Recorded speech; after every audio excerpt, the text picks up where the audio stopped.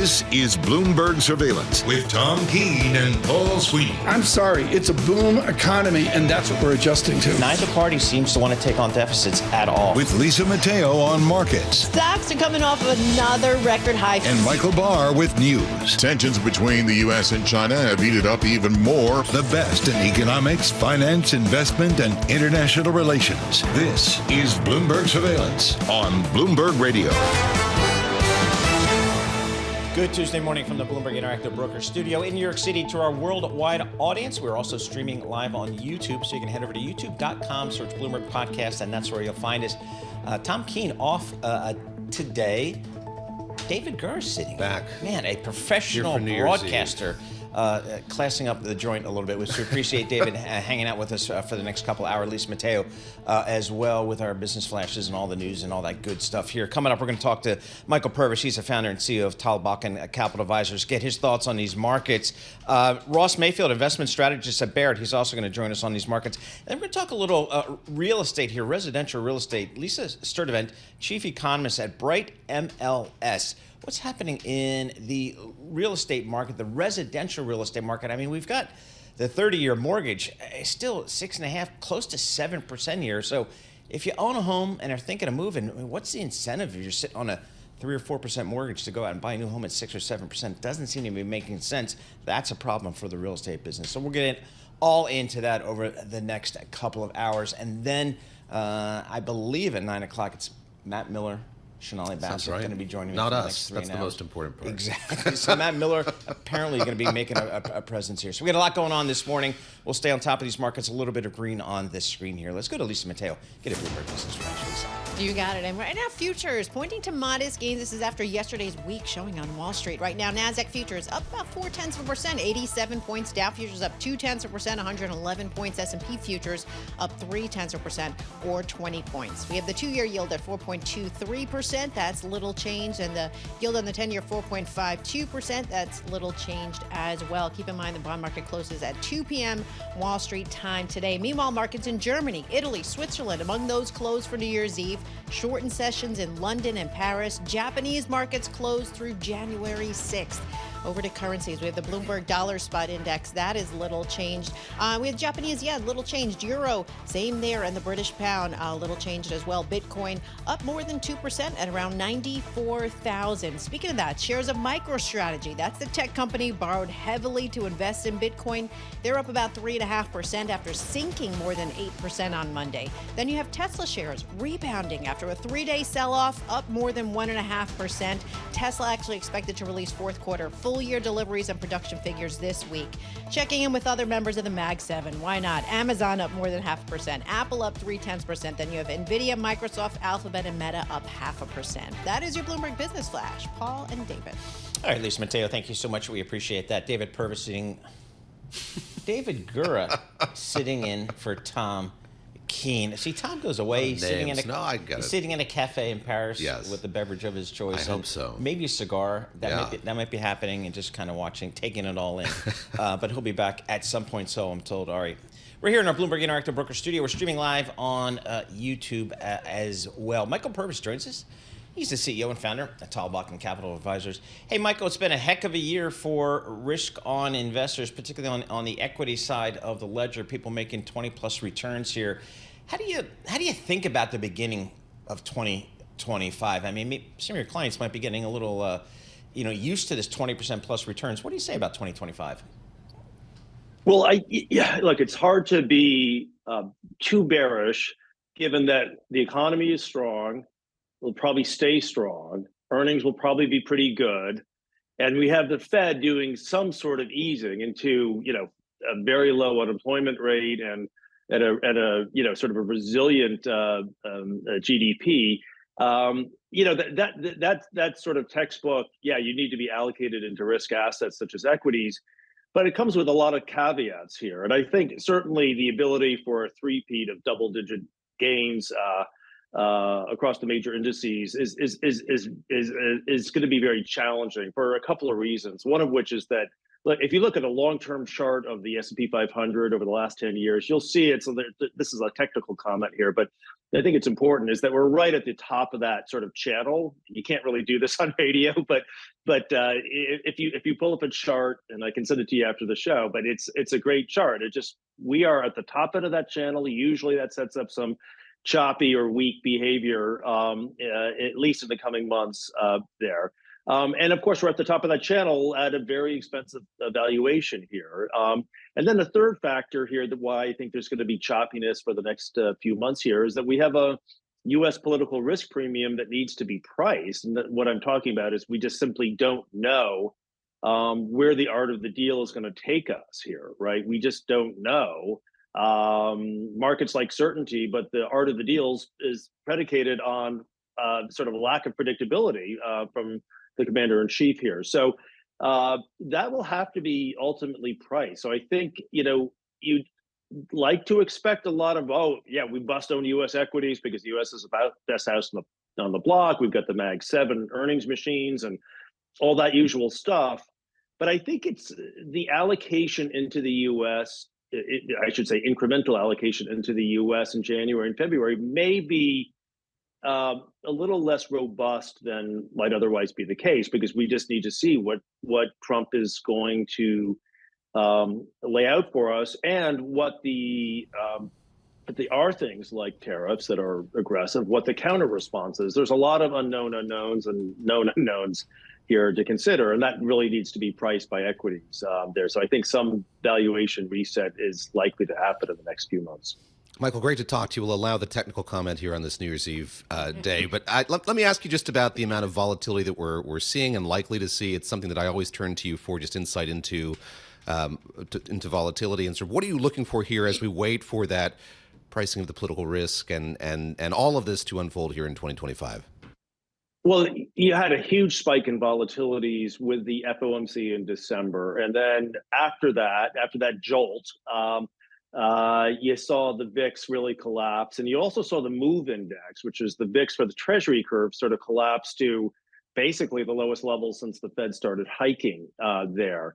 I think the MOVE index is the first thing to focus on here, just because it has been, really low. And I think so much of the Trump story, or the fiscal policy unknowns that we were just talking about, it really comes back to the bond market almost before the equity market here. And so if we do see a real escalation in the term premia, and we've seen this sort of slow, steady sell-off in treasuries across the curve really since September, if that continues and we get to 5% and beyond, and we start seeing a lot of anxiety as to what the Fed's response is going to be to White House policies and so forth, you're going to start seeing Treasury volatility up at higher levels there, and that will ricochet into the VIX. So the VIX right now, is I would say not particularly cheap, not particularly expensive.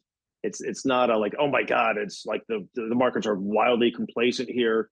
But nor is it like, one of those things where the VIX is at 35 and it's sort of like, okay, well, this is yet another inevitable volatility spike.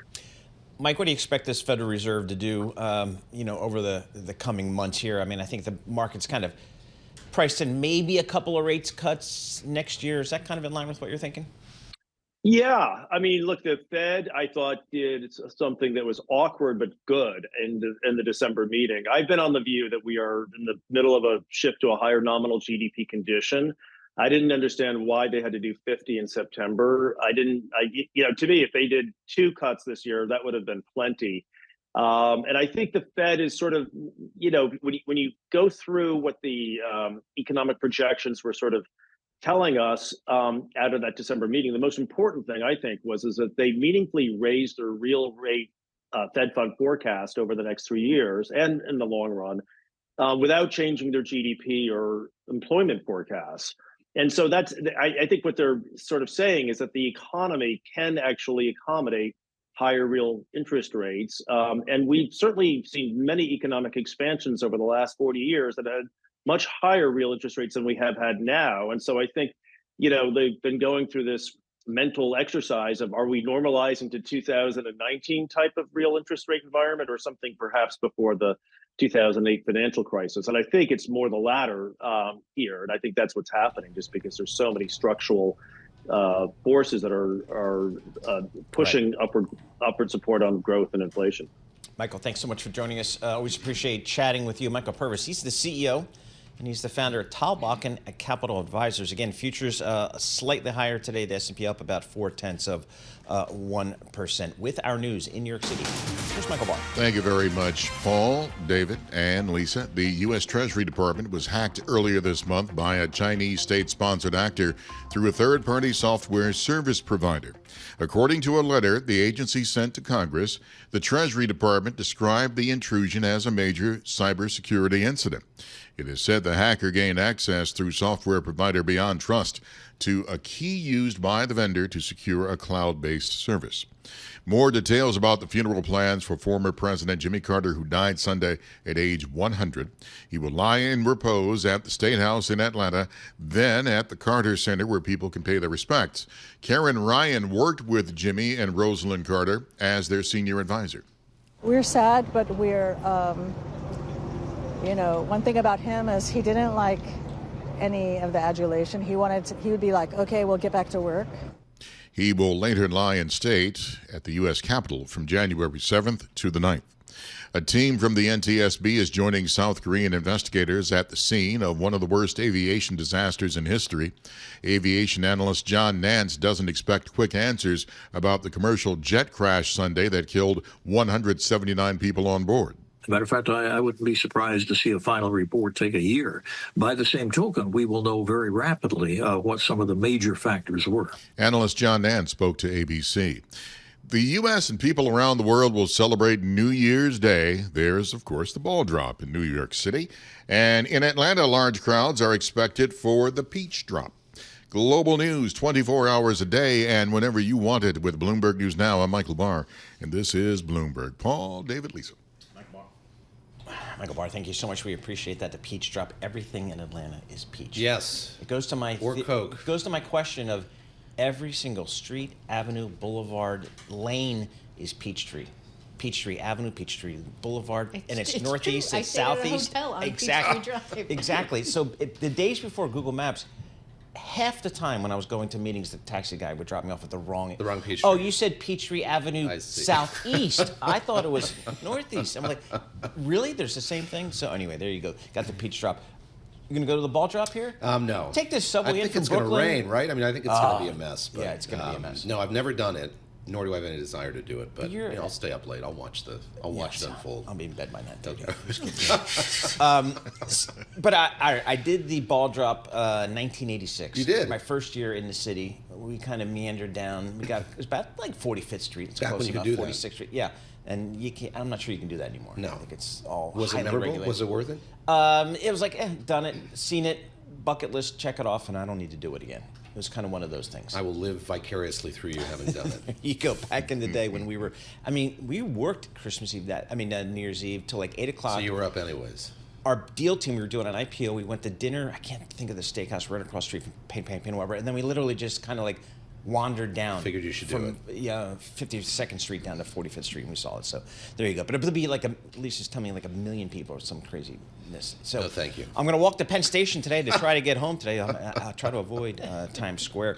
Looking at the futures market here, we got some green on the screen. How about that? They end up the year after a couple of days of kind of 1% declines. We got the S&P 500 up 21 points. That's 0.4%. We're going to have more coming up. This is Bloomberg. Good morning.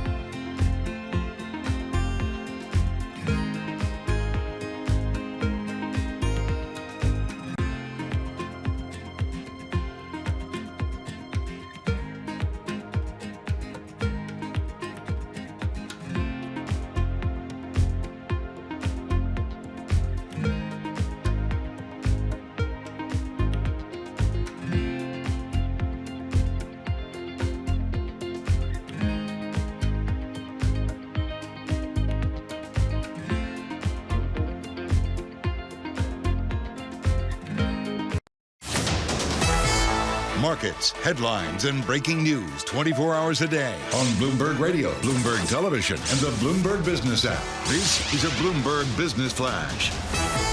From the Bloomberg Interactive Broker Studio, I'm Lisa Mateo. We've got futures advancing, setting stocks on course to snap 3 days of losses. We'll start with NASDAQ futures up 0.4%, 96 points. Dow futures up 0.2%, 117 points. S&P futures up 0.3%, or 21 points. The 2-year yield at 4.24%. That's little change. And the yield on the 10-year, 4.53%. And that is little changed. To commodities, gold set for one of its biggest annual gains this century after advancing 26%. We have Brent crude $74 a barrel, WTI crude at $71 a barrel, and we have oil. Gold, is $2,610 an ounce. I jumped the gun. Let's get to oil. Brent crude $74 a barrel, WTI crude $71 a barrel. Over to the Bloomberg Dollar Spot Index. That is little change right now. Shares of Boeing, they're actually rebounding. They're up 0.2%. That's after slipping 2.3% yesterday. You remember that plane that crashed on Sunday in South Korea was a Boeing 737-800. Then you have U.S. listed shares of Chinese companies edging higher. President Xi Jinping said China hit its target of 5% economic growth for 2024. So you have JD.com up about 1.5%, Alibaba up 0.5%. For on-demand news 24 hours a day, subscribe to Bloomberg News Now, wherever you get your podcasts. I'm Lisa Mateo. That is a Bloomberg Business Flash. Paul and David. All right, Lisa Mateo, thank you so much. We appreciate that. David Gura, he's sitting in for Tom Keene. I'm Paul Sweeney. We're live here in our Bloomberg Interactive Broker Studio. We're streaming live on YouTube as well. David, I got a big problem with our next guest. I mean, Veronica Clark, U.S. economist at Citi. She's great. We love her.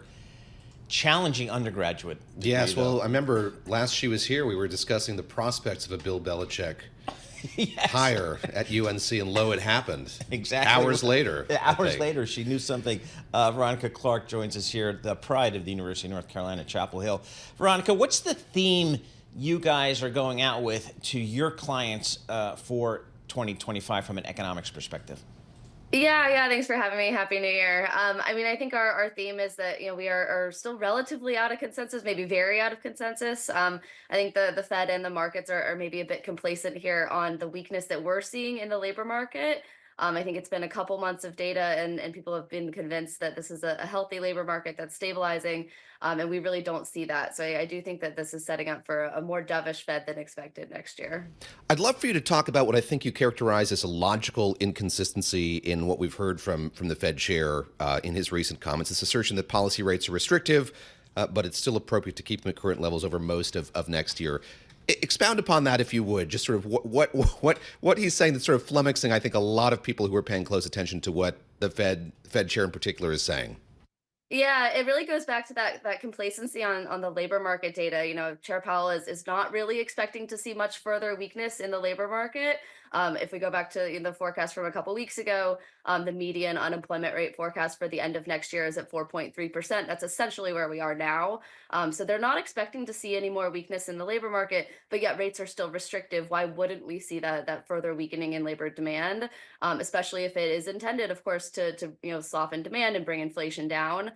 So I do think that's really the inconsistency. And ultimately, we do think that the labor market picture will win out, and this will be a more dovish Fed. How do you think about the consumer here, Veronica, in 2025? I kind of feel like the consumer, by and large, has a job. Wages are, by and large, going higher, maybe higher than even the rate of inflation. How do you view the consumer here today? Yeah, by a number of metrics, consumption has been just incredibly strong. That really is the engine of growth over the last year. I think that's maybe especially true even into the end of the year. We have seen some slowing in business investment. But I do think, if this is a weakening labor market, there are reasons to think that consumption can slow down. The savings rate is still very low and falling. It's below pre-pandemic levels. Consumer delinquencies for credit cards, auto loans, they're well above 2019 levels. So I do think there would be reasons to pull back if the labor market just continues to weaken. Maybe it's really those higher income consumers who are feeling a wealth effect from equities and home prices going up that are really supporting growth here.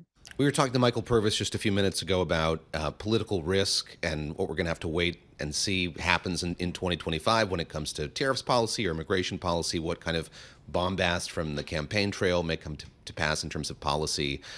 Curious sort of what you're thinking in terms of when we're going to be able to get kind of sure signs of what's likely to happen here. And we've just lived through this moment where Government funding was once again in doubt. We saw this letter from Treasury Secretary Janet Yellen about government running out of funding here in a matter of weeks. Just dovetail that, if you would, with kind of the uncertainty we're facing more broadly when it comes to policy in 2025. Yeah, we really don't have much insight into, what is feasible in terms of policy. Of course, we know the, campaign proposals and things like that, but what will actually come to fruition is still very uncertain. Ideally, we learn more, I think, in the early days of, a new government, late January, February. Maybe we can get some kind of, large reconciliation bill going through Congress and signed into law maybe March or April. Assuming that we would see something in terms of tariffs, maybe additional tax cuts, of course, extending the tax cuts that are expiring at the end of this year. But we really don't know a whole lot of specifics yet. Veronica, what's the Citi 2025 GDP forecast, and kind of what are the puts and takes here? What are the kind of the key things that might impact that number? Yeah, we certainly are on the more pessimistic end of the spectrum. We're expecting something around 1% growth for the year. Of course, that's much softer than we've experienced, but I do think we've had, a couple year period here where we have been running above potential growth, probably because we've had so much fiscal support, post-pandemic and infrastructure, Inflation Reduction Act, and a lot of that fiscal support is fading. And like Chair Powell was saying, rates are still restrictive, so we should have some kind of slowdown. It is just maybe taking longer to happen than a traditional cycle, but we are already seeing that in sectors like housing, manufacturing, small businesses. And I do think the labor market, the rise in the unemployment rate is telling us the same thing. We've got to get through the ball drop. We've got to get through inauguration. Then it's January 29th. All the while, we will get more economic data. What are you going to be paying the closest attention to, and what do you think is going to be most determinative in terms of what the Fed does at that meeting and the one that follows? Yeah, I think the single most important number maybe is the unemployment rate, which is going to come out next Friday on the 10th. Luckily, we don't have a government shutdown, so we will be getting that data. I think that is probably the best summary statistic of what's happening in the labor market. Of course, we have seen it rising. You have to look at it on an unrounded basis now. It's essentially back to the highs that we were at before the Fed cut 50. And that's happened with the decline in the labor force participation rate. So if we do see some rebound there, I do think this could be, a surprisingly high unemployment rate for the Fed going into that January meeting. They very well may be cutting again at that meeting. But by and large, I mean, don't we call this environment, this labor market, aren't we fully employed more or less? Yeah, the level of the unemployment rate is pretty healthy, but it's really the trend that's concerning. We've really never seen the unemployment rate rise this much without a recession. I mean, I think the dynamics are that, everyone understands that hiring is very low. There aren't big layoffs yet. But is this hiring that's weak because we were coming off of a really tight labor market, or is it hiring that's weak because businesses are trying to cut labor costs because borrowing costs are high? That's typically what happens when rates are restrictive. And if that's the case, that really isn't changing.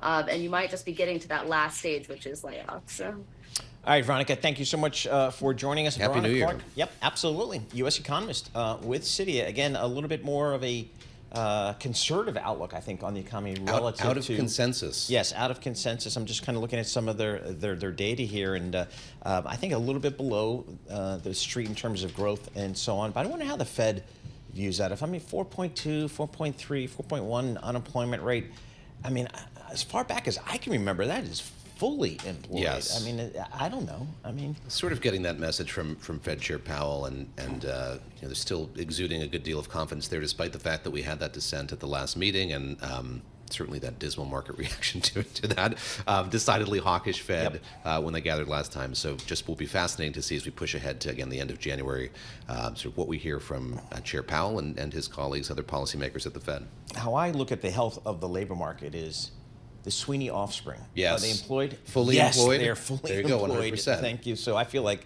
the labor labor markets are good. They're off the dole. It's all good here. Looking at the futures here, a little bit of a lift. Again, we've had a couple of days of kind of 1% sell-offs or drawdowns, as the kids would say, in this marketplace. But the S&P today up about 0.4% of 1%. The NASDAQ up about 0.4%. 10-year Treasury yields looking at 4.52%, pretty steady on your 10-year Treasury. WTI crude oil higher a little bit here, $71.60. This is Bloomberg. Good morning.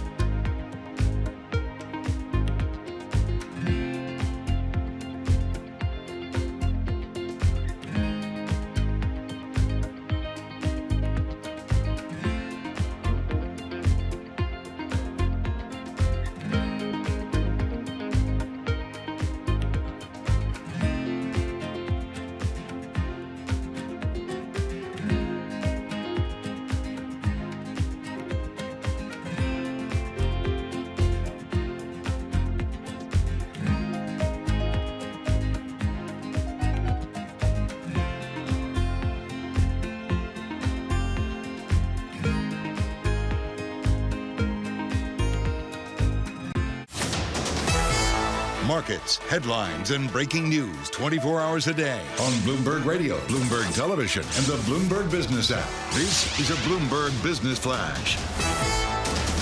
Bloomberg Interactive Broker Studio. I'm Lisa Mateo. Well, we've got green on the screen, and this is following declines of more than 1% for both the S&P 500 and the NASDAQ 100 in Monday trading.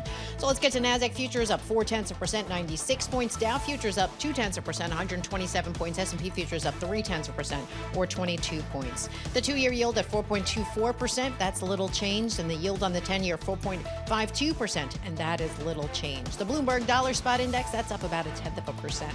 On the economic calendar for today, yes, we do have data out. It's a report on home prices, 9 a.m. Wall Street time. Markets are closed for New Year's Day tomorrow. Then the data resumes Thursday. Construction spending, initial jobless claims, manufacturing PMI, followed by ISM manufacturing on Friday. Few stocks on the move this morning. Sangamo Therapeutics, its shares tanking down about 51%. This is after Pfizer ended its collaboration and license agreement with the company. They wanted to develop a new gene therapy for hemophilia A. And then biopharmaceutical company Veristem up 36%. The company said the FDA accepted to review its new drug application for the treatment of ovarian cancer. That is your Bloomberg Business Flash. Paul and David. All right, Lisa Mateo, thank you so much. We appreciate that. David Gura, he's sitting in for Tom Keene. I'm Paul Sweeney. We're live here in our Bloomberg Interactive Broker Studio. We're streaming live on YouTube as well. So head over to youtube.com, search Bloomberg Podcast. All right, if you follow the Tesla story, you know that Elon Musk is trying to get his investors to kind of focus less on the bending of steel for the cars, more on like robo-taxis, artificial intelligence, all that type of thing. How about the robo-trucks? Is that a thing? I don't hear too much about it, but our next guest is all over that. David Liu, he's a co-founder and CEO of Plus. David, thanks so much for joining us here. Can you talk to us about the autonomous truck? Where are we in the development of this part of the automobile fleet? David, Paul, thank you for having me here. So in terms of industry development, we've been working on powering autonomous trucks and enabling that for the past decade. And we're on the cusp of actually commercializing autonomous truck in actual operations in the United States as well as in Europe. We're starting to see some of the driverless vehicles running in many of our cities, but having these trucks running on the highways and transporting goods will be happening in the next few years. You know, we've seen in cities like San Francisco, Waymo with driverless taxis basically on the streets. What does the piloting process look like for driverless trucks? Are we going to see them in certain cities, in certain parts of the country? So what's that rollout going to be like? Yeah, so Plus has been working on this for the past 8 years. We've started the company in 2016 to enable autonomous trucks on the roads. Today, we're conducting testing and pilot testing in Texas, here in the United States, as well as in Sweden in Europe.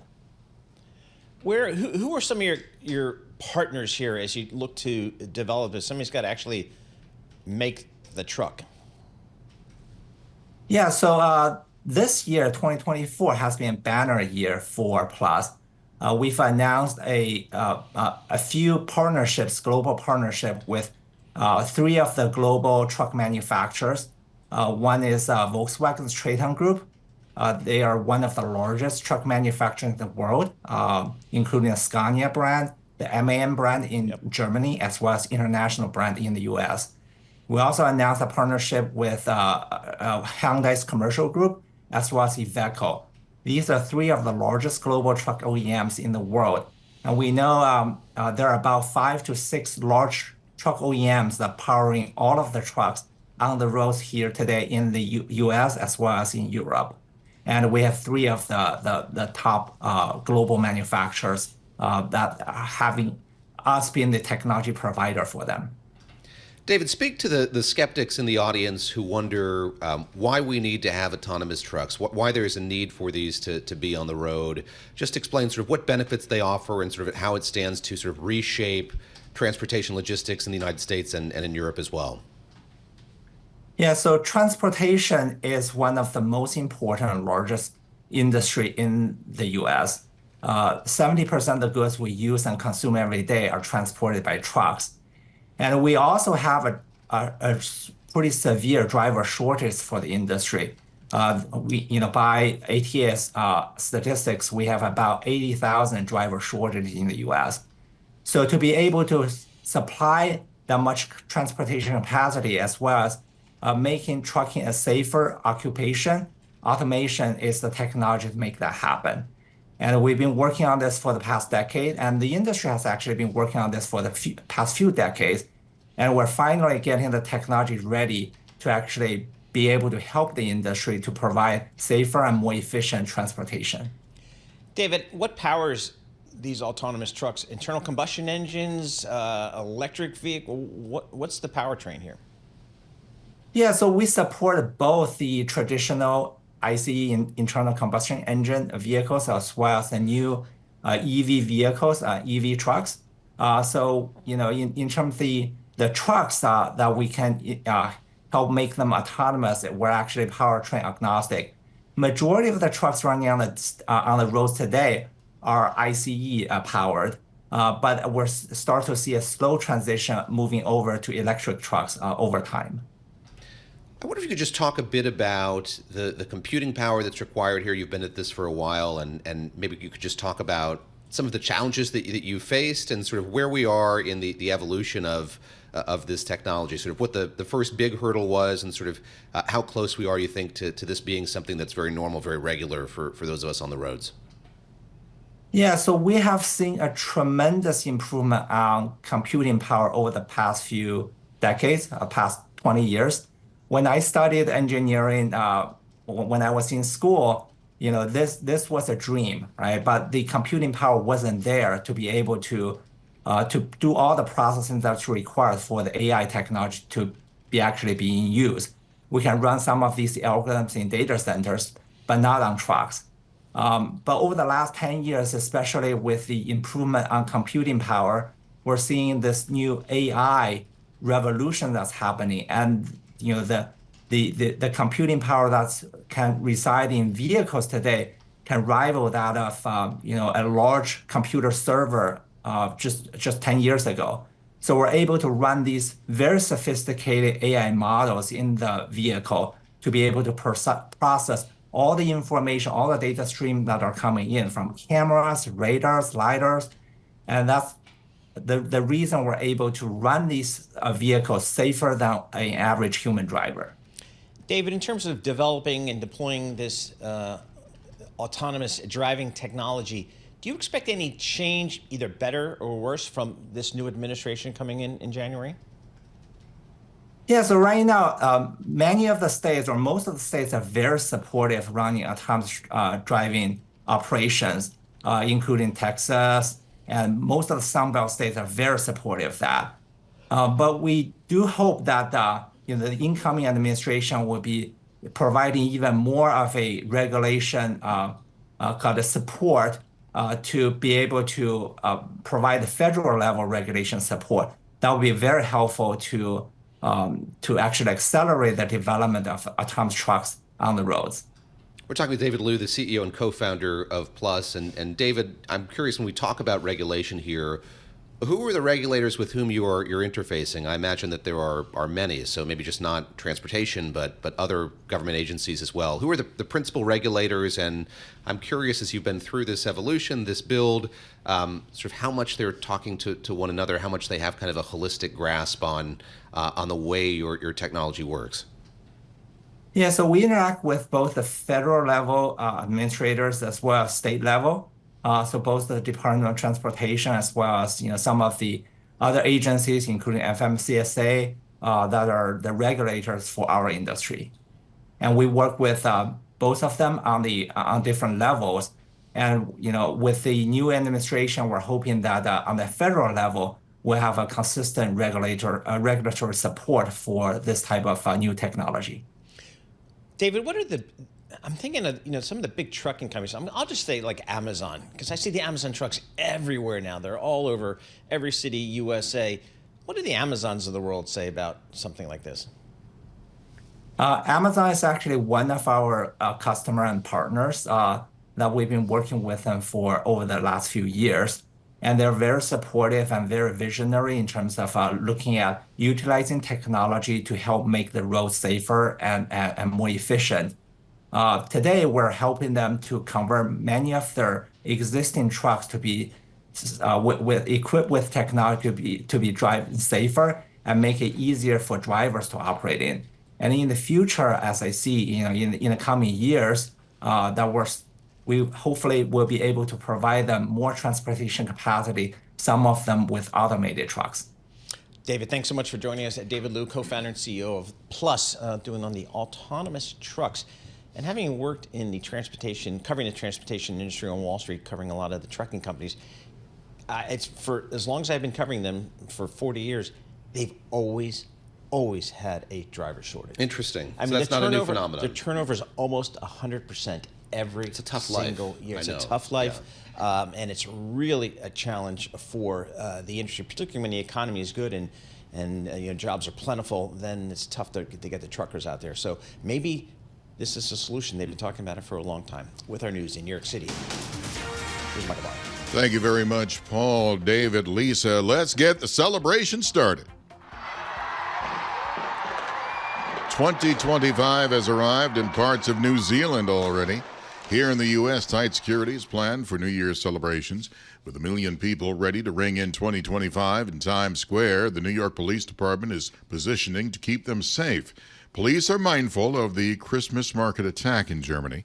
NYPD Commissioner Jessica Tisch. At this time, there are no specific credible threats to the Times Square New Year's Eve celebration.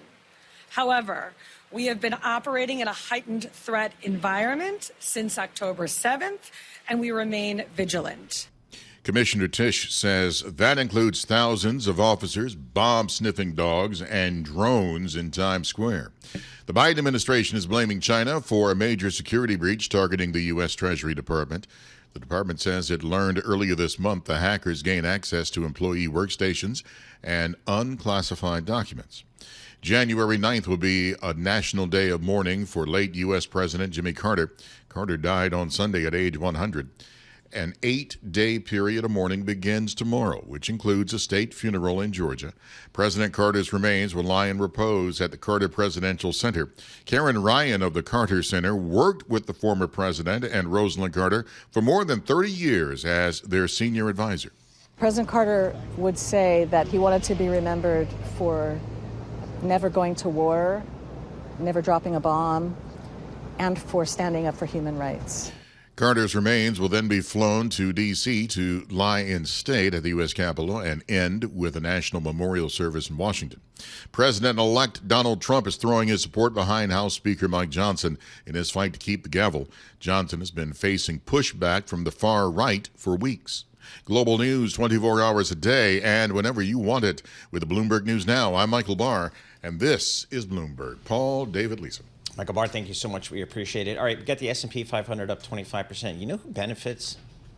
The people who own a lot of stock. The world's 500 richest people reached a combined net worth of $10 trillion in 2024, led by Elon Musk, Mark Zuckerberg, and Jensen Huang. The tech industry played a significant role in the wealth increase, with the 8 tech titans gaining over $600 billion, or 43% of the total increase. The billionaire's wealth was boosted by a strong stock market, with the S&P index gaining 24% through Monday.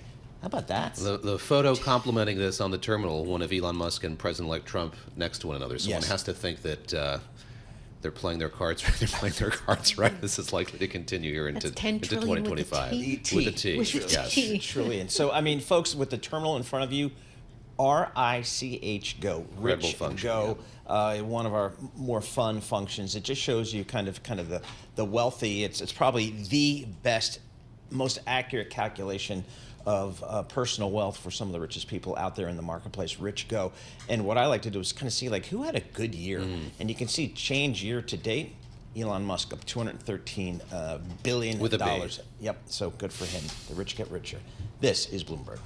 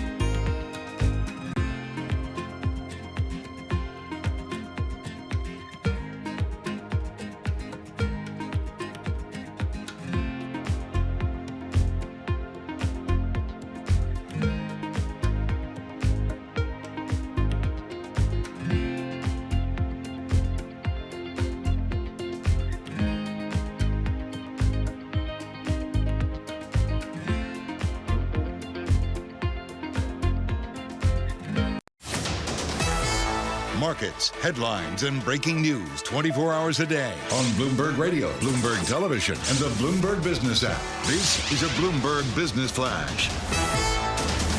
From the Bloomberg Interactive Broker Studio, I'm Lisa Mateo. We've got futures pointing to a positive end to the year in Wall Street on this last trading day of 2024. We have NASDAQ futures up 0.4%, 84 points.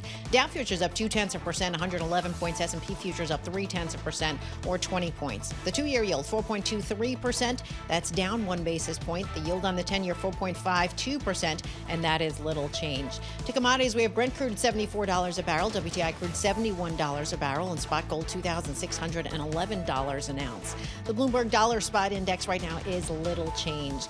Few people making news. Soccer star Lionel Messi. He carried out an IPO of his real estate properties, valuing the portfolio at just over $232 million. Now, the company's been listed as a REIT. It owns 7 hotels, commercial real estate, and houses. It did, though, post losses in 2022 and 2023.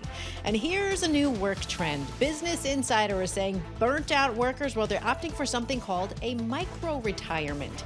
Similar to a sabbatical, you take a big break from your career, like a couple months, even years, but it's becoming more popular with the younger generation who are not even actually close to retirement age. That is your Bloomberg Business Flash. Paul and David. The Sweeney offspring better not bring that to me at all. That's not going to happen. Lisa Mateo, thank you. We appreciate that. David Gura sitting in for Tom Keene. I'm Paul Sweeney. We're live here in our Bloomberg Interactive Brokers and studio. And we're streaming live on YouTube as well. David, you walk right outside the Bloomberg headquarters, Lexington Avenue, 59th Street, Lexington Avenue. You look at right across the street from Bloomingdale's, and they got these big cameras spanning the street. That congestion pricing thing, that's coming. Yes, I think that there's a legal challenge, but we did see the governor kind of reverse course, say she wants to implement with a lesser amount. But there are a lot of unanswered questions about it. Chief among it, sort of, will it be allowed to happen here? But we have a better sense now, at least, of what the price would be. Yeah. So again, Bloomberg News reporting that there's some federal challenges. There's some challenges from the great state of New Jersey. What is it going to mean for them? More traffic. I don't know how that all works. They've had it in London for a long time. Yes. You know, people I talk to, they kind of like it. I mean, because maybe I talk to people that are more cyclists, so they like the fact that make things a little less crazy. Run over. So we'll see how that plays out. But for us folks here on this little island of New York, this is a big deal for us. Now, a look at the front pages. What's making news around the world? Your daily roundup of today's headlines from major publications. All right, very good. Lisa Mateo joins us here in our studio with a look at some of the stories in the newspapers. What are you looking at today, Lisa? All right, we've been talking about New Year's Eve, right? This is when the ball drops. We've already seen it in a couple of areas around the world.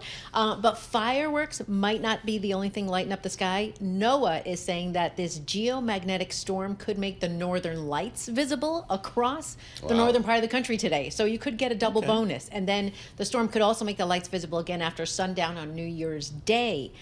Where are we talking about? So Vermont, New Hampshire, Maine, not here in New York, but also Washington, Idaho, Montana, North Dakota, South Dakota, Minnesota, Wisconsin, Michigan. But it's still up in the air. A lot of technical things to consider. Don't you generally have to be like in, I don't know, Scotland or Norway or Finland and places like that to see the northern lights? No, well, this is the third time we've seen them here.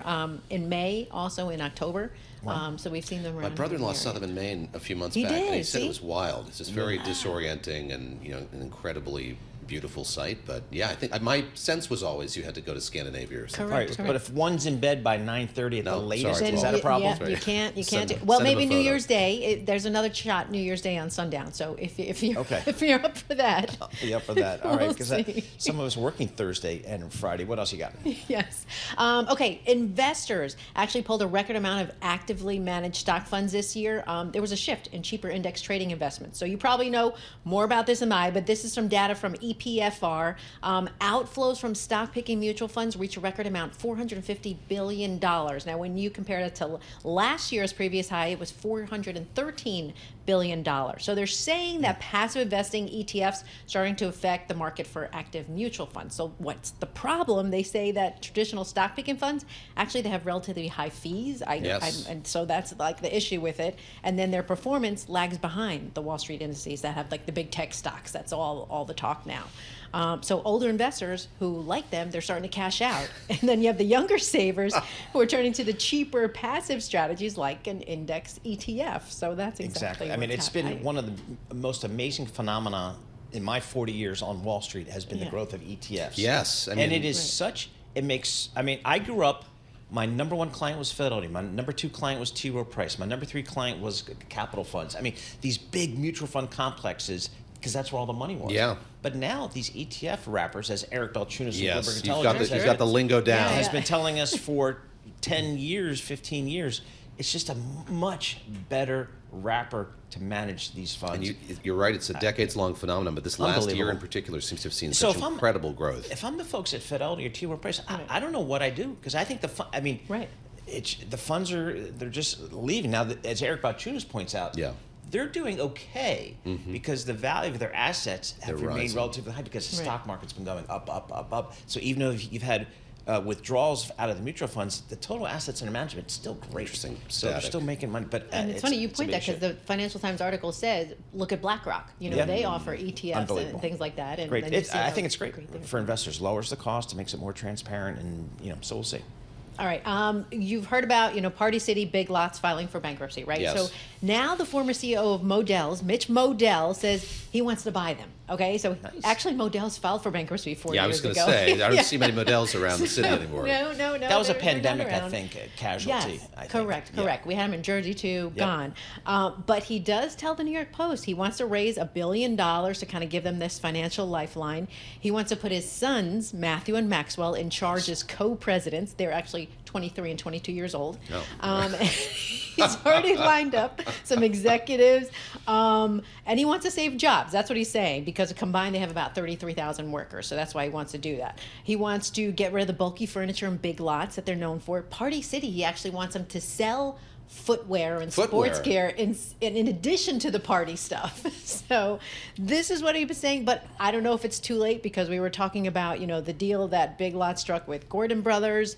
That could be at risk now too. So who knows where this can go, but he says he's up for it. I'll pause to say, as a dad with young kids, it really is terrible that in the city now there's no place to get sporting goods. So like if you have to get cleats. Right, what do you do? Oh, they don't have online, just gotta go Dick's online, but it's like Goods or anything? No Dick's Sporting Goods in the city that I know of. But it's a real, with Modell's gone, there's no place to go for basics like that. That's a good point. I mean, and so you buy it online and you hope it fits. Right, and you exchange it. And then you have to or they just have to squeeze into those shoes. And then your kid's crying and forget it's the end of it. Gotta go to Moe's. All right. I love that theme. All right, so this is the last one.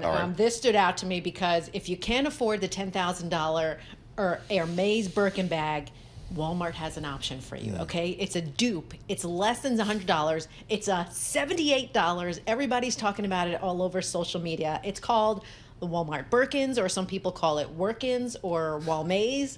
And it looks, if you look at the pictures, it actually looks a lot like it. But the problem is that they're selling out on Walmart's website because that's where people are buying them. But I didn't even realize that Walmart actually sells real pre-owned Birkins. You can buy used Birkin bags from Walmart. From Walmart for like 24 grand. For 24 grand. What do they list for new? New, I don't know. Used is 24, and you can get it. You can get a $10,000 Birkin bag. The challenge is being able to get one, I think. You But have to be it's like on a list. There's like a waiting list. Yes, it's a nightmare to try and get one, and you have to like wait on this list, and you have to have like a ridiculous salary in order to get it. But people are questioning like, how legal is this? Like, it looks so much like the bag, you know. I remember reading the book about Gucci and then seeing the movie. The book was written by a Bloomberg News reporter, Sarah Ford, and thank you, Ari. Great book on Gucci. I recommend people take. And then they made it into a movie, really good. The Gucci, obviously, the Gucci bags, you see them on every street in Manhattan. Yes. Yeah. For a while, they didn't care. Because they're like, it's no big deal. People are still going to buy it. They're going to. Then it's those who know will know. Yeah, those will know. I don't know, but it's been an issue out there. For those of you who've walked around the streets of New York and seen the people, you don't even have to go to the Walmart website. You don't even have to go to the Walmart website. You can just walk out in the corner and buy so anyway. All right, that is our newspapers with Lisa Mateo. Looking at the markets here with futures, Still a little bit higher on this New Year's Eve. The S&P 500 is up 15 points. That's about 0.25%. The Nasdaq's up 60 points. That's also about 0.25%. 10-year Treasury yields pulling just slightly, 4.52%. WTI crude oil, $71 per barrel. I watch Landman. I know all about the energy and gas business, oil and gas business. This is Bloomberg.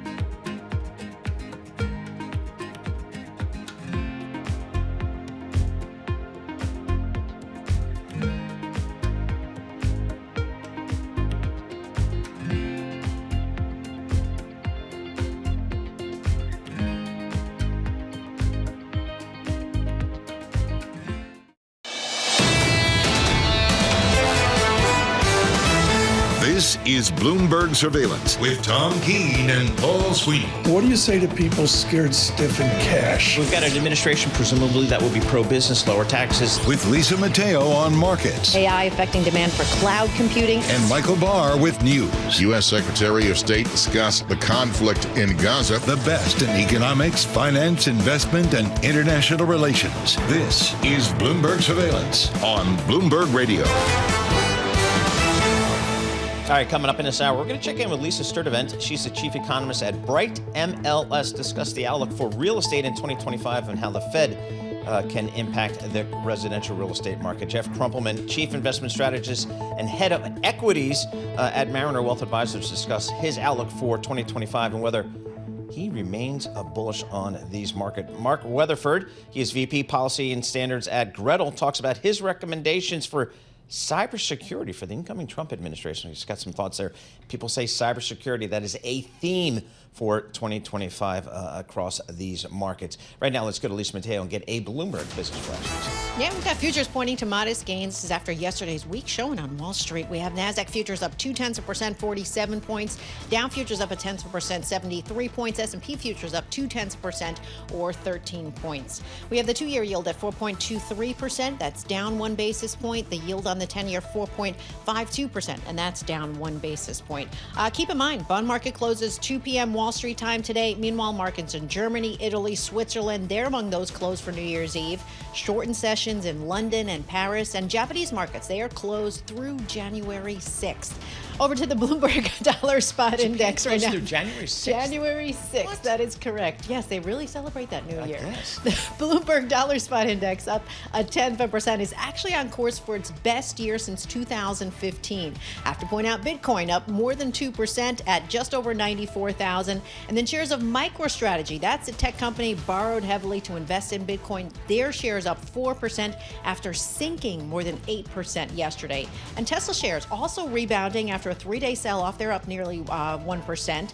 And then you check in with other members of the Mag 7. You have Amazon at more than 0.5%. Same for NVIDIA, Apple, Alphabet, and Meta. They're all up about 0.2%, and Microsoft up 0.3%. That is your Bloomberg Business Flash. Paul and David. You know, it's interesting. The U.S. markets, I learned this very early in my career when I was on the New York Stock Exchange in 1987 during the crash.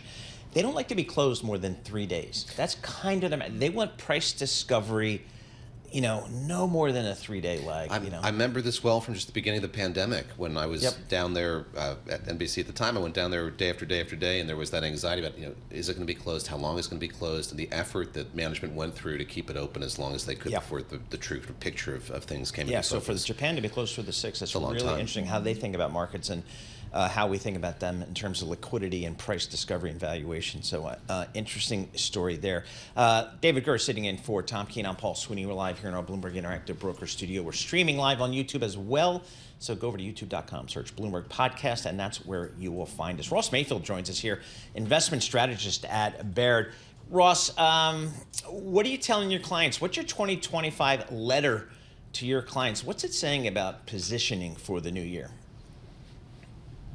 Yeah, so if I had to sum up kind of how we're thinking about the new year, it would be number one, don't let, being at all-time highs and having back-to-back 20% plus years scare you out of the market, right? It's not a reason in and of itself to get bearish on things. If you look through history, there's not a lot of examples, but the ones that you can find, pretty good, or at least the median return is still pretty solid. So not to be scared off by all-time highs, that until this recent soft patch, there was quite a bit of momentum and breadth in markets, and earnings are expected to grow. So, we like, or personally, I like large over small, U.S. over international, but by and large, we're saying remain invested.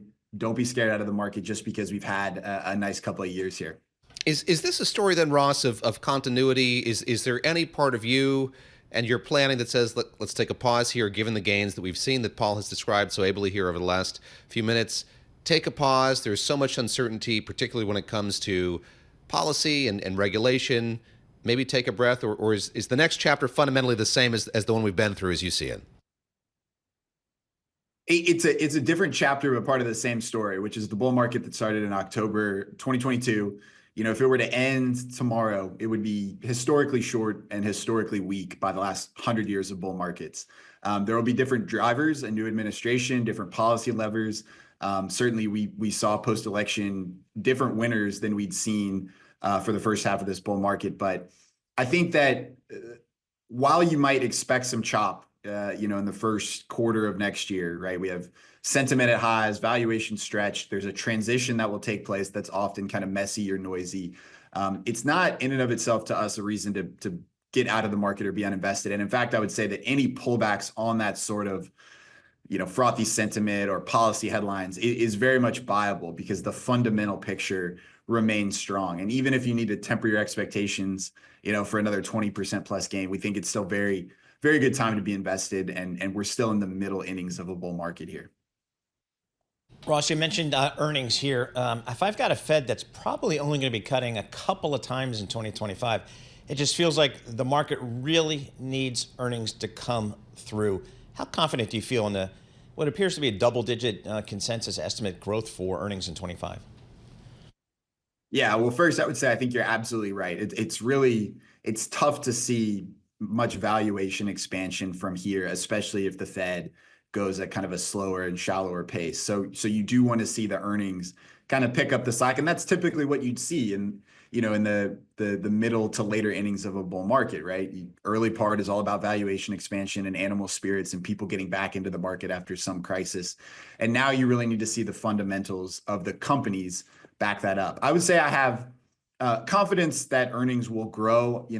The typical pattern I'd expect to play out, which is if we're expecting 15% earnings growth today, you probably get some revisions down. But I think high single digits, low double digit earnings growth is more than enough for this market. And again, if we're saying already that you can't really expect 20% gain year after year after year into perpetuity, maybe that high single digit, low double digit type of gain, even if we don't actually see the average come through all that often, is probably a good place to set your base case, and that's driven primarily by earnings. So enough confidence to get the job done, I would say.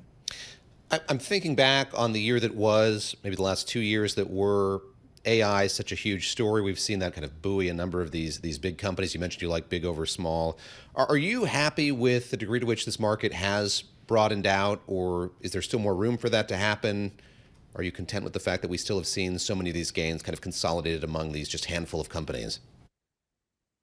It's a right question to ask. I would say a couple of things. One, concentration is not a good indicator of future performance. So if you had used the concentration of the market as a reason to be worried over the last couple of years, you would have, given up gains. Concentration is just, it's not a bad indicator. It's not a good indicator. It's kind of like meh over time. With that said, I mean, it puts a big spotlight on AI to really continue to deliver, because if you have, 30 to 40% concentrated in the top 10 names, and you could say 8 or 9 of those are at this point pretty explicit AI plays, you need investor enthusiasm and the results to continue to deliver. So that does, introduce a risk. The economy doesn't run on AI, but the market for an S&P 500 investor and NASDAQ investor very much does. I think we'll see the market continue to broaden out. Financials and industrials, I think, are two non-tech related corners of the market that have been working over the last couple of months, should continue to work with the backdrop we see into 2025. So broader market, all else equal, is healthier, but it doesn't bother me all that much that we have this concentration in big, healthy, strong companies, competitive globally. It just means that AI has to continue to deliver on the investor enthusiasm and expectations, which are at this point obviously pretty high. Ross, what are we doing in the fixed income space here? I can sit in a 2-year treasury at 4.22%. Be pretty comfortable there, clipping coupons. Do I need to take credit risk out there in 25? I don't think so. I mean, I might kind of disagree with the Fed's assessment of things, but they've told us what they plan to do, right? Which is, cut a few times, a slower and shallower rate cut path.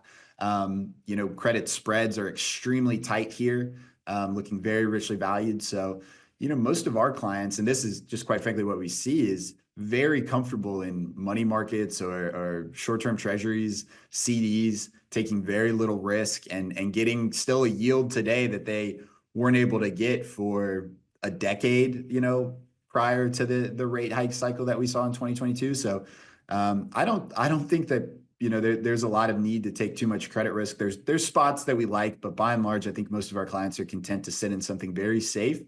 Look at, a real yield, a positive real yield now that inflation has come down, and just continue to, as you said, clip those coupons. All right, Ross, thanks so much for joining us. Appreciate that as always. Ross Mayfield, investment strategist at Barrett, who's mentioning the real yield, which Tom Keene loves to call out. We're sitting at 2.24%, the real yield in the 10-year or 15-year treasury. So pretty interesting there. With our news in New York City, here's Michael Barr. Thank you very much, Paul. David, Lisa, tight security is planned for New Year's celebrations in the U.S. following the deadly Christmas market attack in Germany. This morning, the final preparations are underway nationwide as revelers prepare to ring in 2025. About 1 million people are expected in New York's Times Square to watch the ball drop tonight. Mayor Eric Adams. There'll be officers in uniform and out of uniform. We're going to make sure we have the omnipresence of the blue uniform, would always bring that level of security, but there are many officers that have plainclothes assignments to give the element of surprise. However, there are no credible threats here in the U.S. In Atlanta, large crowds are expected for the peach drop returning this year after a hiatus. The official funeral for former President Jimmy Carter will be held on January 9th at the Washington National Cathedral. This Saturday, a motorcade will carry Carter's remains through his hometown of Plains, Georgia. He will then lie in repose at the Carter Presidential Center. On Tuesday, Carter will lie in state at the rotunda of the U.S. Capitol. A South Korean court issued an arrest warrant for embattled President Yoon Suk-yeol, who has been suspended from power over his short-lived martial law declaration. If it is carried out, Yoon would be the first sitting president in South Korea's history to be arrested. Yoon's team has called the warrant illegal and invalid. Have you ever wondered what you're going to do with your Christmas tree now that the big day has come and went? Well, have you thought about feeding it to a goat? Pine trees are a parasite-free, nutritious snack for goats loaded with vitamin A and C that help the animals maintain a healthy digestive tract. This man dropped off his Christmas tree and found a very appreciative group of goats. The goats were very friendly. They were excited to see us. They came running out of their shelter and hopped up on the fence, wanted pets after they were done getting their fill of the Christmas tree. The nonprofit Urban Growers Collective in Chicago says feeding Christmas trees to goats is an eco-friendly, sustainable way to help reduce waste. Global news 24 hours a day and whenever you want it with Bloomberg News Now. I'm Michael Barr, and this is Bloomberg. Paul, David, Lisa. You're very excited. Michael Barr, I've been on this planet 61 years. I have never heard goats eating Christmas trees. Where do you get your news stories? Have you tasted some of my meals that I've made? Wow. No, this is something that it started a couple of years ago. All right. Yeah. I mean, bring it to the shore. Yeah, exactly. Get the goats down there. I just take it across the street to the the dump. Mulcher. We're all good to go. We dragged it up the street yesterday, Prospect Park, and they'll mulch it for you. Is that right? They'll give you a bag of mulch when they're done. Yeah. Really? Wow. Citywide program. I just take mine and throw it in the backyard, man, because there's a group of trees in the woods out there. So. No one knows any better. And no one knows any better, yeah. I pack mine back up in the box and put it in the attic. The Mateo household goes fake tree. As I vacuum the needles, I thought. Lisa's exactly. right. Lisa's right. She's off into something. All right, Michael Barr, thank you so much. Looking at the markets here, we got futures up a little bit here. S&P up about 15 points. That's 0.25%. The NASDAQ up about 58 points, again, about 0.25%. So we're just going to hang on that with some very low volume today, as you expect on New Year's Day. We're open here till 1 p.m. Wall Street time is the equity markets. The bond guys, they're hanging around till around 2 o'clock. This is Bloomberg. Good morning.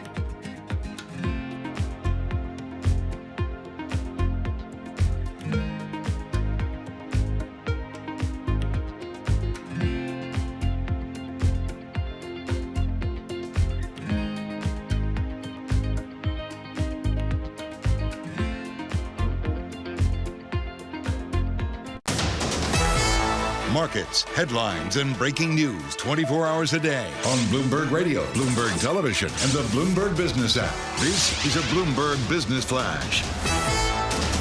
From the Bloomberg Interactive Broker Studio, I'm Lisa Mateo. We've got futures advancing, setting stocks on course to snap 3 days of losses. NASDAQ futures up 0.3%, 65 points. Dow futures up 0.2%, 101 points. S&P futures up 0.3%, or 17 points. The 2-year yield at 4.23%. That's down 1 basis point. The yield on the 10-year, 4.53%, and that is little change. To commodities, we have oil pushing higher. This is after factory activity expanded for a third month in China. Brent crude $73 a barrel. We have WTI crude $70 a barrel.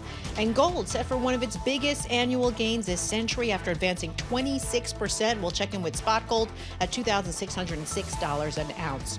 The Bloomberg Dollar Spot Index up about 0.1%. We have shares of Boeing. They're on the rebound, up 0.2%. It slipped 2.3% yesterday. If you remember that plane that crashed on Sunday in South Korea, it was a Boeing 737-800. And U.S. listed shares of Chinese companies, those are edging higher. President Xi Jinping said that China hit its target of 5% economic growth for 2024. So you have JD.com up 1.5% and Alibaba up 0.5%.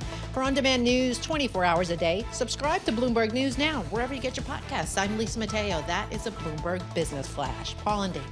All right, Lisa Mateo, thank you so much. We appreciate that. David Gura sitting in for Tom Keene here today. I'm Paul Sweeney. We're live here in our Bloomberg Interactive Broker Studio, and we're streaming live on YouTube as well. Well, the good news in the residential real estate market, at least in my town on the Jersey Shore, house goes up for sale, it sells like 15 minutes later. Fast. Unbelievable. Yeah. The problem is there's just no inventory. And so if you're a real estate agent, it's a tough living these days. But I think part of the problem is we still got a 30-year mortgage at 6.75%. That's according to the Mortgage Bankers Association.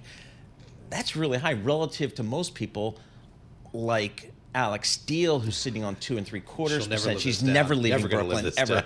So what do you do in the residential real estate market? Well, maybe our next guest can help us out here. Lisa Sturtevant, Chief Economist at Bright MLS. Lisa, talk to us about the state of the U.S. residential real estate market here. Where are we today?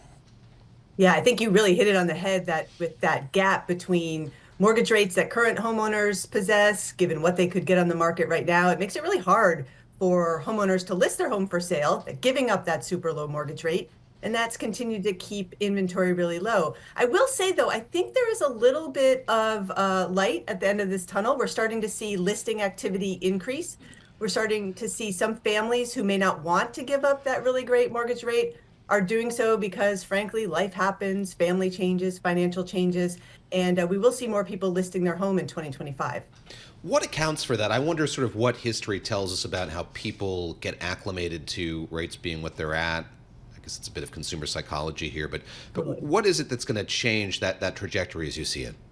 Totally. I'm so glad you brought up psychology, because we talk about the housing market with a lot of economic terms, but buying and selling a home is like an emotional and psychological decision as well. And my favorite word these days is re-anchoring, right? We're re-anchoring our expectations. A couple of years ago, we were expecting rates to be in the threes because that's what we had seen. Now that rates hit 8% a couple of years ago, have been up around 7% for so long.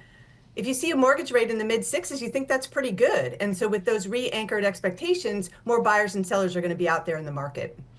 What do you expect about mortgage rates here? We've had a Fed, cutting here in 2024, yet the 10-year Treasury, which I know is kind of a benchmark for kind of just fixed mortgages, still kind of sitting here 4.5% kind of thing. Is the expectation in the real estate world that mortgage rates will in fact come down to 25? Yeah, we've really seen that mortgage rates are reacting more to expectations as opposed to actions by the Fed. So we saw the Fed's revised projections for 2025 showing greater risk of persistent inflation, fewer rate cuts. And so, mortgage rates have actually stayed pretty high here at the end of the year in December. I think the question is where inflation will go. And if we expect inflation to continue to come down, which I think it will, we will see mortgage rates come down in 2025, but they're going to come down a lot slower than we expected.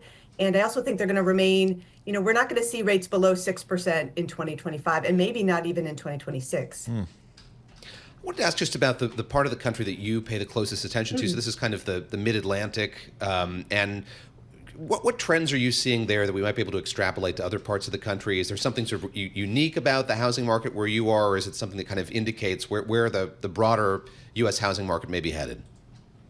Well, I think, here in the Mid-Atlantic, we have a lot of housing markets. We're a little microcosm of the U.S., but I will say that, the market in our area that is really of interest is the Washington, D.C. market, and what's going to happen when President-elect Trump takes office. Will federal government agencies be moved out of the DMV?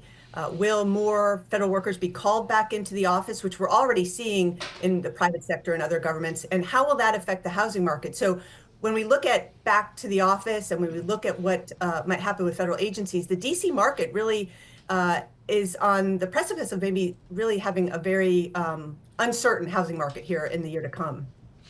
Florida. I like South Florida as much as the next person. South Beach digs me. But how many more people can we send to South Florida? It's going to fall off the map here. Talk to us about that market. Yeah, it's funny to say that. A lot of people are attracted to Florida during the pandemic. We see a lot of retiree movement, but also other folks moving down to Florida. We started to see that migration down to Florida slow a little bit. A couple hurricanes in a row will do that to you, but also the fact that homeowners insurance is becoming more expensive in Florida in particular. Florida actually has some of the markets where we're expecting to see very soft price growth, maybe even price declines in 2025 as that demand dries up and more inventory starts coming on the market. Adding to this uncertainty, I suppose, is the rhetoric we've heard about new tariffs being put in place, and that could, I'm sure, weigh on home builders who are going to have trouble getting timber if they go into effect, other materials. How are you thinking about that? I think with each of our guests this morning, we've been talking about kind of policy uncertainty, political risk in the year ahead. How much is that, just uncertainty around tariffs and trade policy, weighing on the housing market as a whole? Yeah, I think uncertainty is really the name of the game. And for home builders, tariffs, of course, are going to be front of mind when talking about getting materials. But I'll also say labor, right? There's also policies out there related to immigration that could have a really disparate impact on the construction sector. Labor's already really hard to come by in the home building sector, which is one reason why we don't build as many homes as we need. And with that sort of double whammy of tariffs and immigration policy hitting the home building sector, we could see that the home building activity that we really need in order to increase supply could be, much more sluggish than we would have hoped. Lisa, we hear about a housing shortage in the United States. Do you agree that there is one, and kind of how do you guys think about it? Right. So I get asked that question a lot. How can we have a housing shortage? We have seen in 2024 that homelessness ticked up.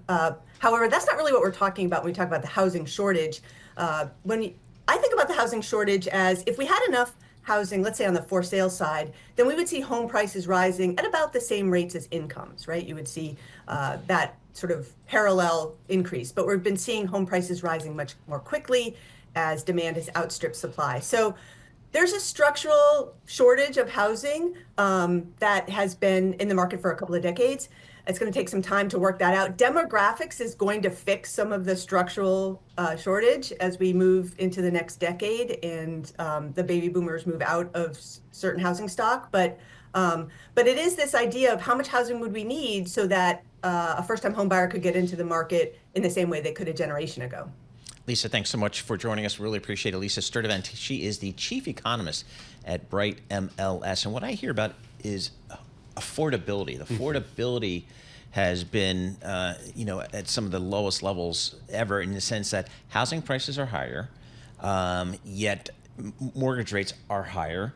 And so just the ability for people to afford buying a home is so much more difficult than it's been in a very long time. I guess maybe you factor in on top of that, maybe some of the young folks have educational debt that maybe we didn't have.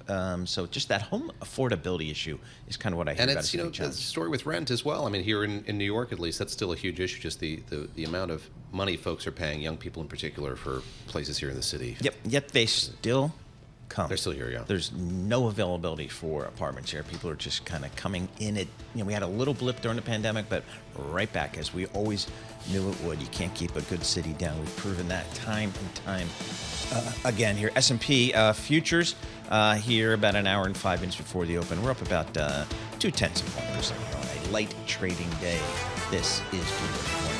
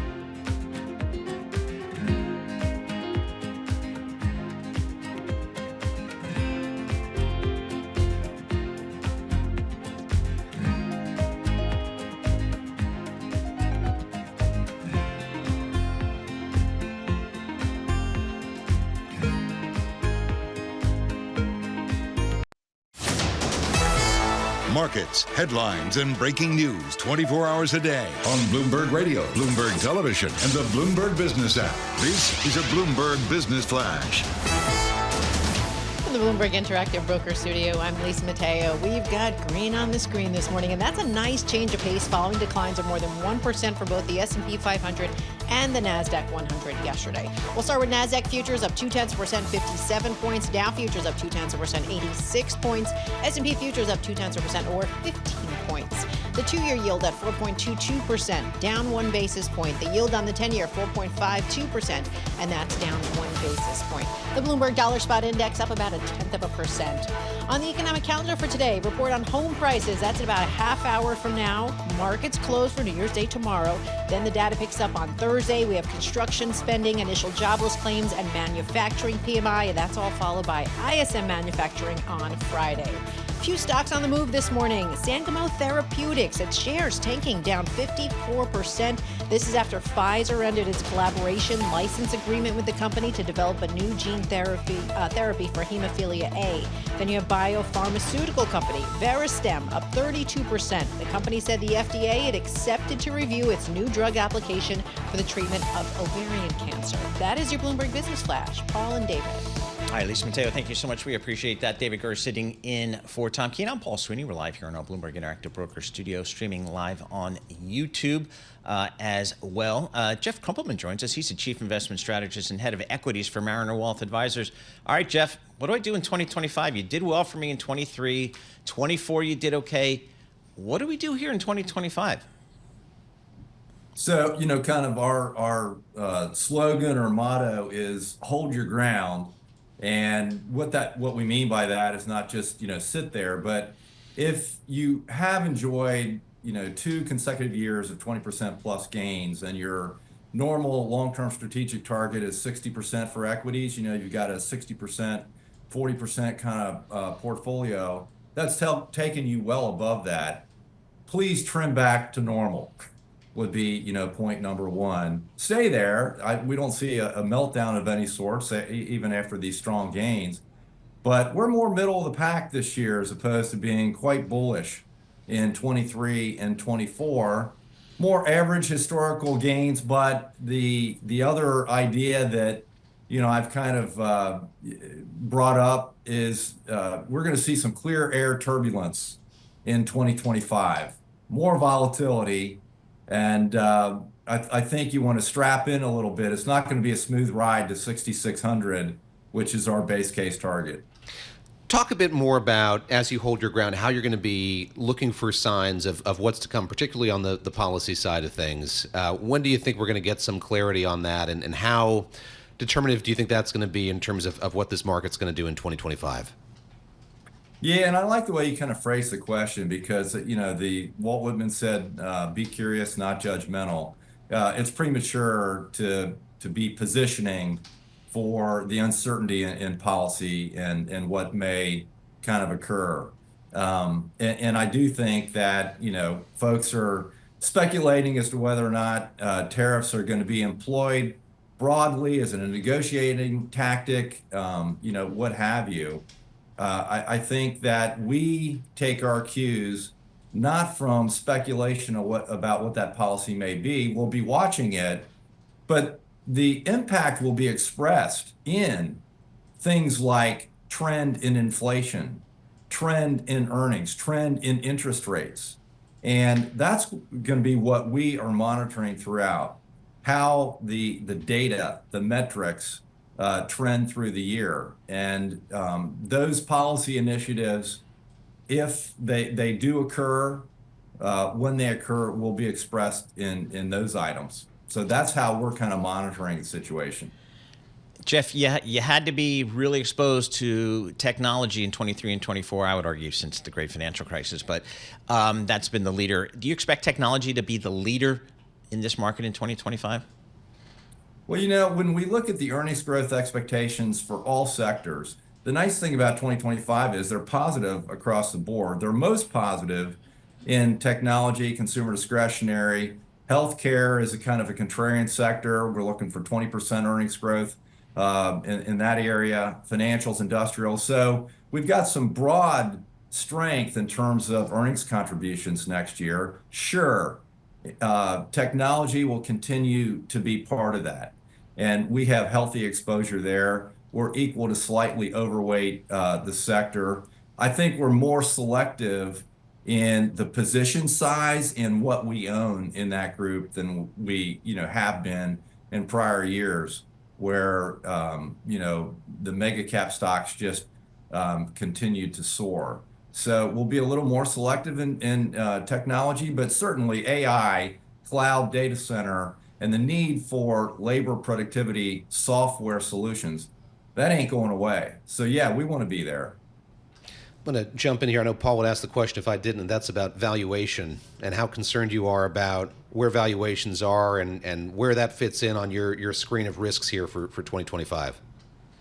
Yeah, it is a concern, and that's why we're more middle of the pack this year, not so, ultra bullish as we were in 23 when many were bearish. I think you have to look at valuation a couple ways. We look, when we assess the market, we look at fundamentals, valuation, and technical price trends. Fundamentals are blue sky. That's the blue sky part of moving through that turbulence. Valuation at 22 times earnings is full. That said, valuation can stay high, for quite some time if fundamentals continue to be strong. And what we like as active stocks selectors is that you've got the 22 influenced by a handful of stocks, call it 7, that are priced at 30-ish. And if you look at the equal weight S&P 500, that's trading more like 17, 18 times. Return on equities come up over the last 20 years significantly as companies have become more efficient and we've moved more towards innovation and technology. So there's a reason why PEs have drifted up, but it is a concern in that there's no real cushion should those fundamentals fail. That's where we're going to see those snapbacks. We get any data points or earnings news that is less than perfect, you're going to get that volatility in there. We do think the fundamentals will come through at the end of the day that will get us to that 6,600, but get ready for some bumps along the way. Jeff, did anything change for you and your team thinking about the equity outlook for the next 12 months, the day after the election last month? I think it does bring some uncertainty into the equation, but you have this kind of tug of war. Is this going to accelerate growth? Some of the initiatives going through, the tax cuts, certainly can do that for, some time. And that's a bullish thing. But then you have thoughts of, okay, if you have aggressive deportation strategies that are implemented coupled with tariffs, that could be inflationary. And at the end of the day, if that does reaccelerate inflation, that could be recessionary. So I think that's where, all the rhetoric, you don't know what's going to happen, exactly when it's going to happen. That's why we stay focused on the fundamentals, the valuation, and the technicals. It's the uncertainty probably that rose. And then after 2 consecutive years of great strength, you better be cautious when valuation is at 22 times and the market technically is telling you it's tired. It looks tired as we close out this year. So we're a little more cautious. I want to go back 8 years ago and kind of contrast your approach to this second Trump term with your approach to the first one. And we all lived through it, and there were tweets that would lead to giant market swings or giant market reactions. What have we learned from living through that, the first 4 years of that first term? What have you learned from that you're going to take to this next term in terms of sort of what matters, what kind of concrete signs there are of policies that are being put in place or changed? How is your approach going to be different this time around, if at all? I don't think it's going to be different. It goes back to, Ted Lasso, Walt Whitman, be curious, not judgmental. I remember 2018 so clearly. And, you did have this sense that perhaps we needed to get a little tougher on trade, that, we need fair trade, not free trade. And the first couple moves on tariffs, you felt like, okay, seems reasonable. But then things kind of got out of hand, and you had the Fed all of a sudden saying, hey, we're far away from neutral. In December of 2018, the market pulled back, 25%. We didn't panic at that time because we continued to look at the fundamentals, the valuation, and the technicals. And the fundamentals were still really strong. And valuation had come in quite a bit, so we were quite bullish. And ultimately, the Fed did the right thing, and ultimately, we backed off the tariffs. So, when we look at what's going on here, don't jump to conclusions that we're going to have a train wreck. Maybe we'll have a train wreck rather than a nuclear meltdown as we work through this tariff stuff. But, be patient. Be patient. Don't speculate and jump to conclusions. Jeff, thanks so much for joining us. Jeff Krumpelman, he's a chief investment strategist and head of equities at Mariner Wealth Advisors. We have a Bloomberg correction here. John from Pittsburgh writes in to let me know that the equity markets close at 4 p.m. Wall Street time today, not 1 p.m. as I said earlier. So we stand corrected. The bond market does. No doubt it'll be a busy 3 hours there. Exactly. So thank you, John, for that correction there. With our news in New York City, here's Michael Barr. Thank you very much, Paul, David, Lisa. It's already New Year's Day in New Zealand as people celebrate at the stroke of midnight around the globe. In the U.S., tight security is planned for New Year's celebrations, but no specific threats according to law enforcement. With 1 million people ready to ring in 2025 in Times Square, the New York Police Department is positioning to keep them safe. NYPD Commissioner Jessica Tisch. The public can expect to see a tremendous amount of police resources deployed throughout the area and across the city. That includes thousands of officers, bomb-sniffing dogs, and drones. Meanwhile, it is a sobering reminder on this New Year's Eve. Drunk driving accounts for nearly 31% of traffic deaths annually. That figure rises to nearly 40% during the holiday season, according to the National Highway Traffic Safety Administration. La Crosse, Wisconsin Police Sergeant Brooke Pataska. Most of them are going to be alcohol related. So that could be like a trouble with party type call to people disagreeing.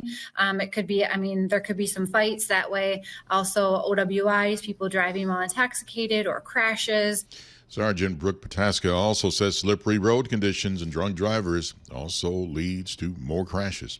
The U.S. Treasury Department was hacked by a Chinese state-sponsored actor through a third-party software service provider.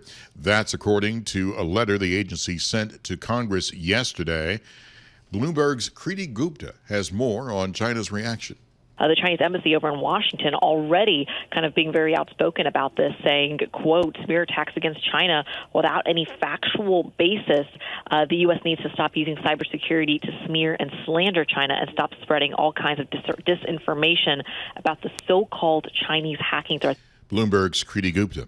Global news 24 hours a day and whenever you want it with Bloomberg News Now. I'm Michael Barr, and this is Bloomberg. Paul, David, Lisa. All right, Michael Barr, thank you so much. We appreciate that. David, I'm assuming a raging New Year's Eve in the Gura household. You know today it. No, they're a little too old to dupe them into thinking that it's midnight at 7 p.m. But I think we'll push it as much as we can. There's excitement for the event happening, but what do we do? And I can't remember when my kids were that young. We got the Martinelli's. Yes, that's apple right. cider, There you sparkling go. apple cider. That's bringing back raise a the glass with that, and yep. There's supposed to be a block party. There's always a block party in Brooklyn. So we'll see. And the weather, it's going to be a little rainy, but warm. Block party with umbrellas, so maybe no bounce castles. But it could have been so much worse with the dire cold and things like that. But there will be, as Lisa's been telling us, 1 million people in Times Square tonight. Good for them. Luck to all of them. Good for them. Yes, absolutely. Desire to be there. All right, looking at these futures here. S&P futures up about 0.3%. Same for NASDAQ. 10-year Treasury yield pretty steady at 4.52% here. WTI crude oil steady at $71 a barrel. Tom's not here, so we'll do a quick Bitcoin, 95,000. This is Bloomberg.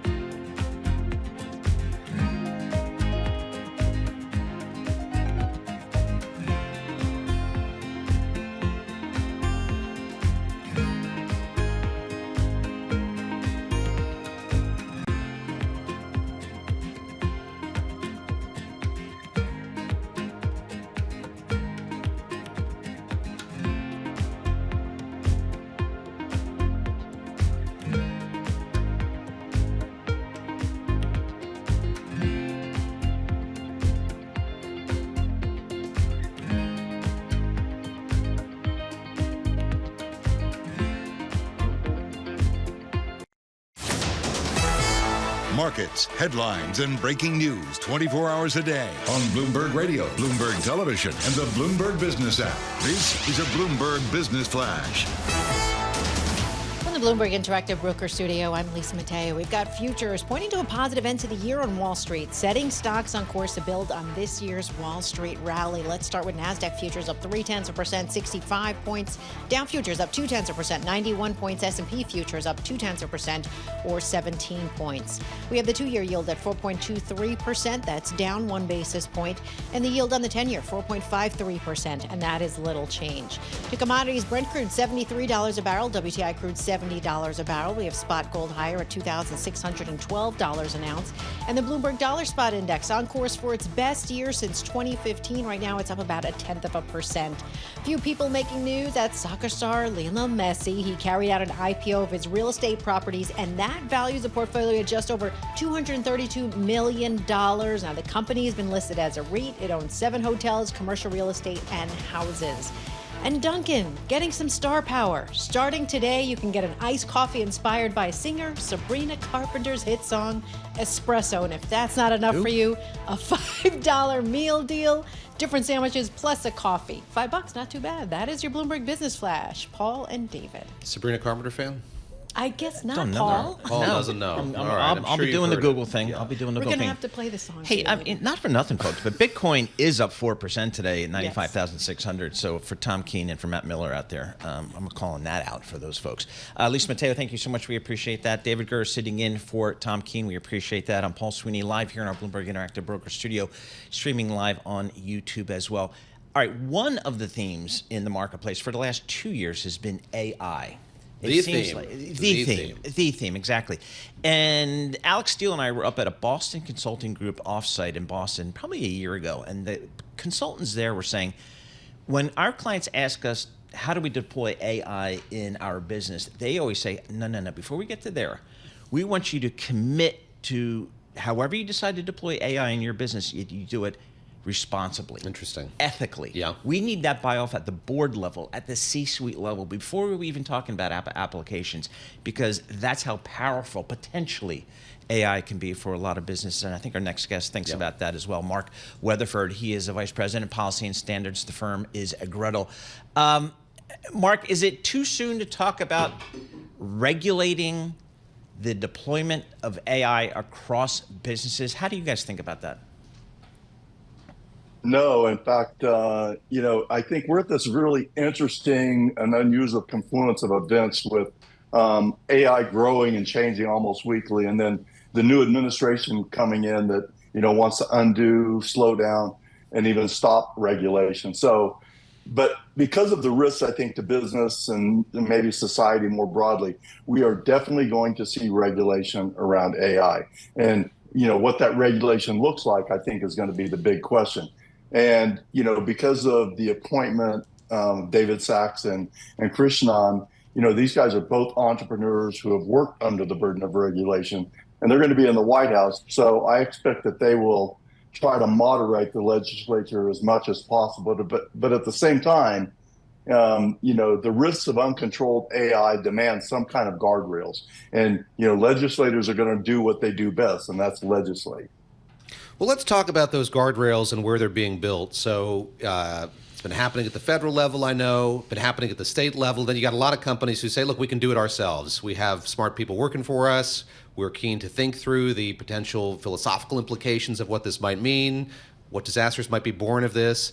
How do you see all of that shaking out? I mean, we haven't really been in a moment like this where we've had a really nascent technology like this and had the regulatory kind of structure being built around it in real time. Who's taking the lead here? Which guardrails are going to be the first up and the strongest? Well, I'm going to answer the first part of that first. And that is, I think, it's been proven over and over again, self-regulation is not going to work. I mean, organizations don't just simply regulate and do the right thing because it's the right thing to do. So there are going to be some guardrails around. Now, in this year, 2024, there are over 200 bills in the U.S. Congress related to artificial intelligence. At the same time, there are over 700 bills at the state level across 45 different states. And I think 113 states actually passed laws this year around AI. So I think we're going to see it's going to happen much faster at the state level simply because it's easier to get legislation done than at the federal level. But at the same time, when the safety of society is at risk, and I'm not saying that that AI presents that kind of a risk, but when the safety and security of society is in question, legislators are going to do something about that, and especially when there are so many people out there and so many organizations out there that are in fact raising their hand and saying, "Hey, let's kind of take a slow approach to this." So there's going to be some influence to slow down, but at the same time, put these guardrails in place. What are we regulating today? What should we be regulating today? Is it data privacy? What should these regulations cover, do you think? Well, I think a couple things, and you hit on the right one. AI is data. AI doesn't exist without data. So what we're regulating, what we need to regulate is how is data being used? Where is the data coming from? Is it sensitive and private data? Is it already regulated by GDPR or California Consumer Privacy Protection Act or some of the other local laws in place already? So data is the key here, and that really is what we need to regulate from a privacy perspective, so that people know if their data is being used, how it's being used, when it's being used, and why it's being used. I go back to what Paul was saying at the top, the conversation that he had that Boston Consulting Group meeting where, their barrier to entry was, is the board on board with kind of parameters to govern this? Are we close to having any sort of standardized formula for that across business? And if not, where should an executive look for some guidance on what a company should be doing to do this kind of safely and most effectively? Yeah, I think there's two things there. First is there is no standards yet, although the National Institutes of Science and Technology have put out some guidelines on AI and the use of synthetic data. But from a purely business perspective, from a board member's perspective, they're always enticed by what's new and what's fancy and what's sexy. And I think AI is certainly that right now. But I think what you're talking about there is, what is the business case? And I think a lot of times companies are reaching and trying to find that business case and maybe put the square peg in the round hole and try to make the case for it. There are a lot of great business cases for artificial intelligence, but I think board members need to do exactly what you just said, and that is, what is the real rationale for investing in artificial intelligence? I think there's great business cases for that, but maybe not in all aspects. What are your expectations of the new administration as it relates to AI? I think I'm optimistic. Like I said earlier, David Sachs and Sriram Krishnan, these guys are they're technologists. They are AI professionals as well as anybody can be.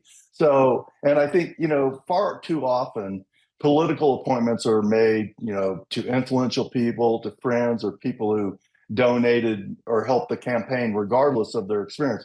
So I'm optimistic that we actually have people in these AI roles that have real experience. Now, again, working with the legislature is a different story, the executive branch and legislative branch. So I think they're certainly going to try to influence legislation coming out of Capitol Hill. And that's where, it's going to be some interesting dynamics. We're kind of at a crazy time right now with this new administration coming in that's doing things completely different than have ever been done before. Right. Yep. All right, Mark. We will pay attention along with a lot of other folks. Mark Weatherford, he's a vice president, policy and standards. That firm is named Gretel, talking about cybersecurity and the need for regulation, particularly as it relates to AI. All right, we're going to have more coming up. Who knows what's going to happen in the 9 o'clock hour. This is Bloomberg.